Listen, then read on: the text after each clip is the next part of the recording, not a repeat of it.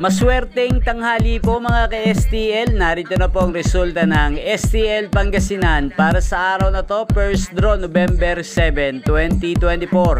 Araw ng Huwebes. Naway ang mga natayaan nyo pong mga numero kanina ay manalo nawa ngayong tanghaling ito 12 PM. Kaya kunin nyo na po yung mga tickets. Narito na po ang resulta.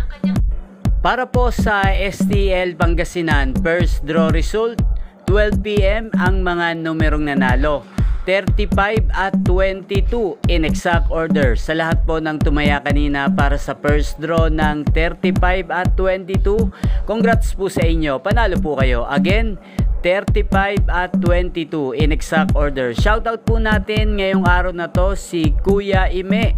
Kuya Ime, shoutout sa iyo.